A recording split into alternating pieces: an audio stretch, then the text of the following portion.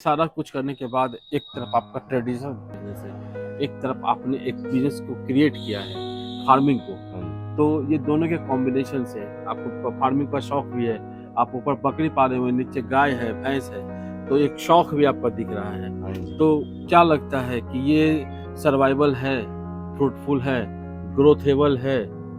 हाँ सर, बिल्कुल है, सर्वाइवल भी है, सब कुछ है इसमें सर।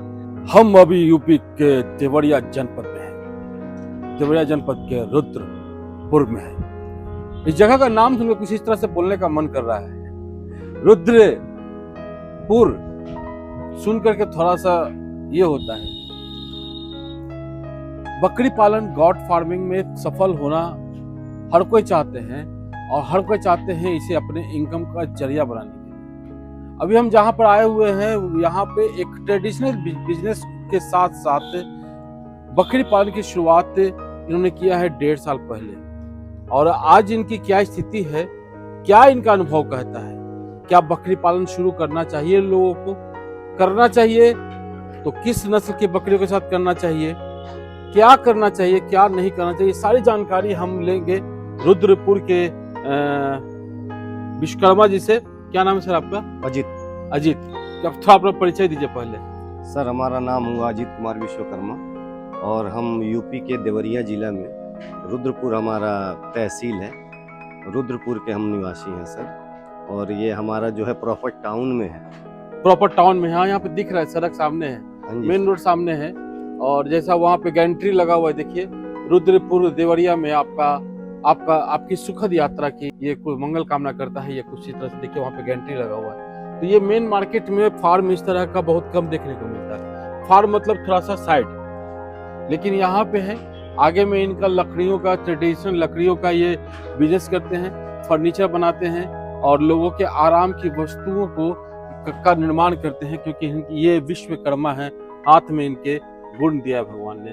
और उसके साथ ही ये अभी यहाँ पर ये बकरियों की फार्मिंग कर रहे हैं। कैसे आपके दिमाग में आ गया फार्मिंग करने का, कैसे भूत सवार हो गया? नहीं सर, ऐसा नहीं है कुछ। जैसे हम पहले दिल्ली में जॉब कर रहे थे, तो प्राइवेट जॉब होता था, और सर उसमें बहुत ज़्यादा मतलब सुबह 7 बजे निकलते थे, रात के 11 बजे तक घर पे आते थे, और परिवार से दूर रह के अपना काम करते थे। 11 बजे आते थे, फिर खाना बनाते थे, खाते थे, सोते 1 बज जाता था, और फिर सुबह 2 बजे, और फिर वही सुबह 7 बजे काम पे निकलना है, तो उसके पहले खाना पीना बनाना होता है। सही बात है। तो फिर वो सर हमें नहीं सूटेबल हो रहा था, तो हम कोरोना काल के जस्ट कुछ पहले ही आए थे, और कोरोना काल में आके ये फर्नीचर की शॉप चालू किए थे, और उसके बाद जो है उसके कुछ साल बाद जो है हमें अपना बकरी पालन शुरू। तो आपने पहले अपना ये आपका ट्रेडिशनल बिजनेस है ना? हाँ जी।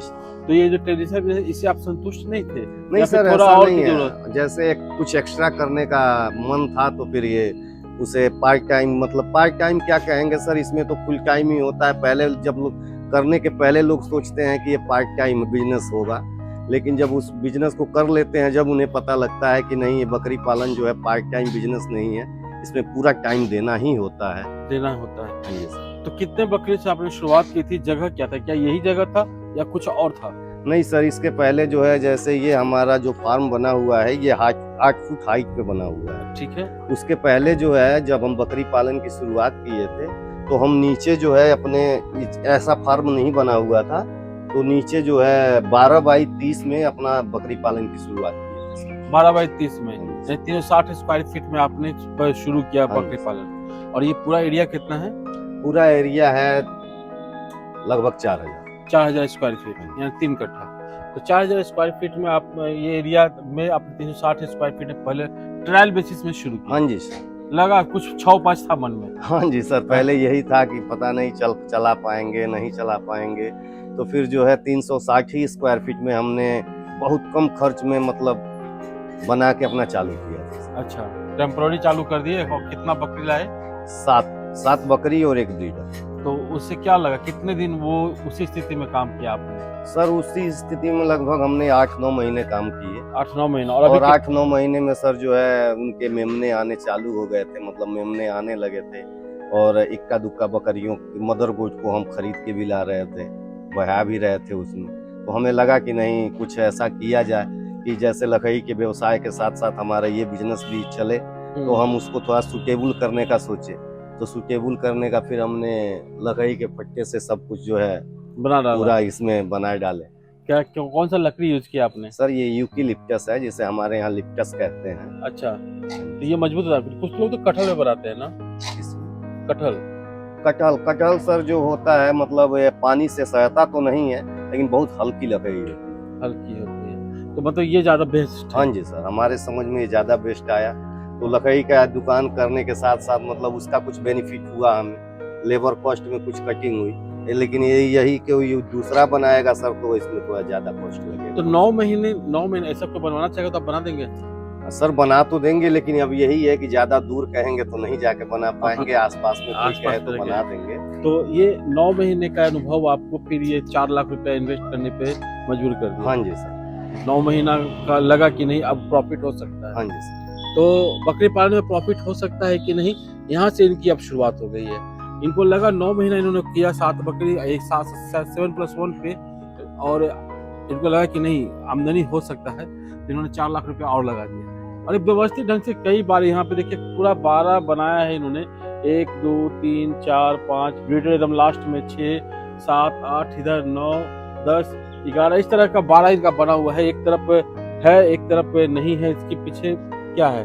नहीं सर, मतलब उसमें भी हमें रखने का ही प्लान है, बकरियों को ही रखने का प्लान है, लेकिन पहले इधर जब पूरी हो जाएंगी सर बकरियां तो फिर उधर रखेंगे। कितना मदर गॉट है वो? सर हमारे पास अभी जो है 25 के आसपास मदर गॉट। 25 के आसपास है, तो वो तो आपको 25 दूना 50, तो साल में 50 बच्चे भी दे देंगे वो। हाँ जी सर, बिल्कुल। तो ऐसे ही बढ़ जाएगा। हाँ जी सर, वो वही यही सोच के हमने उधर अभी खाली रखा है। हाँ। खरीद के नहीं ला रहे हैं कि चलिए उसी से हम कर लेंगे इसमें। मेमने जो है ये क्या करते हैं? मेमने को भी आप बढ़ा रहे हैं या फिर उसको? नहीं सर, कुछ मेमने जो है रख लेते हैं, लेकिन ज्यादातर मेमनों को हम 3 से 4 महीने के अंदर ही सेल आउट कर देते हैं। तो वो आपको ज्यादा अच्छा लग रहा है? हाँ जी सर, क्योंकि उसमें ज्यादा रिस्क नहीं होता है। मान लीजिए बया करेंगे, बेचेंगे, खाएंगी भी वो, तो उनके भी ऊपर कॉस्ट गिरेगा। तो इससे अच्छा हमारे समझ में ये आता है कि सर वो मेमनों को जल्दी से जल्दी हटाएं। 1.5 साल से आप कर रहे हैं? हाँ जी सर। तो 9 महीने के अनुभव से आपने अच्छा खासा इन्वेस्टमेंट कर दिया और उसके बाद बकरियां भी खरीद करके लाए? हाँ जी सर, इक्की दुक्की बकरियां खरीद करके लाए किसान से? हाँ जी सर। तो आपके पास जितनी बकरियां ये सब हिस्ट्री के साथ है या फिर हिस्ट्री नहीं है? नहीं सर, हिस्ट्री के साथ है हमारी बकरियां। हम जैसे जो बकरियों को खरीद के लाए हैं सर, उनको नहीं बेचे हैं और बच्चों को ही सेल आउट किया है। इक्की दुक्की बकरियां बिकी हैं। तो क्या मतलब कि खिलाना चाहिए लोग इसको, मतलब कि ग्रोथ के लिए, बकरियों की ग्रोथ के लिए? देखिए सर, बकरियों को ग्रोथ के लिए दाना वगैरह तो देना जरूरी ही है, लेकिन उसके साथ साथ यदि हरा चारा हो तो ज्यादा बेस्ट है। जैसे अभी हमें मान लीजिए अभी कुछ ही समय पहले पता चला है कि एक अल्फा करके कुछ घास है, जिसे लगाने से ये हरे चारे की पूर्ति हो जाती है। और जब हरा चारा खिलाएंगे सर तो कॉस्ट कटिंग में है जो है कम से कम 70 से 80% तक बचत होती है। बिल्कुल बिल्कुल, कॉस्ट कटिंग होगा और ग्रोथ भी उससे ज्यादा है। हाँ जी, क्योंकि वो काफी प्रचुर मात्रा में है। उसको बरसिम्ही का नर कहते हैं। अच्छा। और वो आप लगाएंगे तो 3 साल तक वो आपके खेत में रहेगा। अच्छा। और काटिएगा 4 दिन के बाद फिर 12 इंच हो जाएगा, काटिएगा फिर 4 दिन 12 इंच। ग्रोथ उसका अच्छा है। हाँ, वहाँ भी ग्रोथ अच्छा है और वो आपके बकरियां खाएगी तो उसका भी ग्रोथ अच्छा है। हम भी सुने उसके बारे में, अब परिणाम उसका क्या है लेकिन उसके बारे में अगर गूगल करेंगे तो आपको जानकारी मिल जाएगी। ये देखिए आराम से आ रहा है, ठाठ से आ रहा है। तो सीढ़ी भी इन्होंने उसी हिसाब से बनाया है।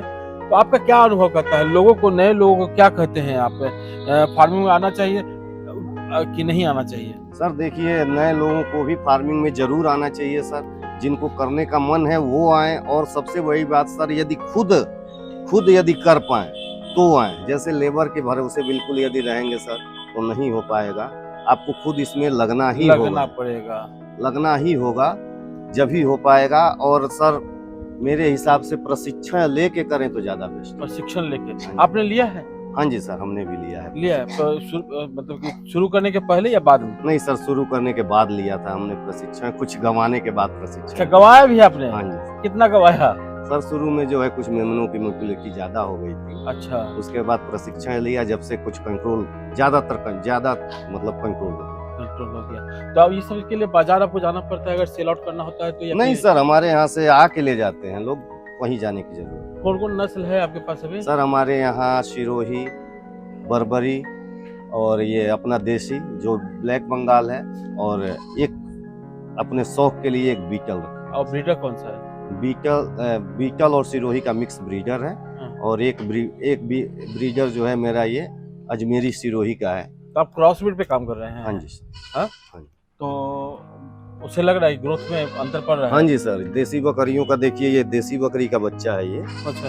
ये देसी बकरी का बच्चा है, और ये जो मेमनी घूम रहे हैं इनसे सबसे छोटा है। अच्छा, मतलब कितने साल का है, कितने दिन का है? ये ज्यादा से ज्यादा 2 से 2.5 महीने का बच्चा है। 2.5 महीने का हाँ है? जी। तो वजन भी लगता है 5-6 किलो होगा? बिल्कुल होगा सर, कम से कम 10 kg उसका वजन। नहीं, हमको भूल हो गया, मतलब 10-12 किलो वजन भी होगा इसका? हाँ जी सर, ये देसी बकरी का बच्चा है, आपको मैं दिखा दूंगा। उसमें व्हाइट कलर की देसी बकरी है, एक ही बच्चे को जनी है। बहुत सुंदर और है। उसका दूध कैपेसिटी जो है थोड़ा अच्छा है, जिसकी वजह से ये सर ग्रोथ में, ये हमारे फार्म पे मतलब सबसे अच्छे ग्रोथ में बकरी। अच्छा, तो एक चीज बताइए, आपने तो खैर उसका बरसिम्मा का जो नर है उसके बारे में तो बता दिया, वो नया घास है वो तो आप लाएंगे तब होगा, लगाएंगे तब होगा।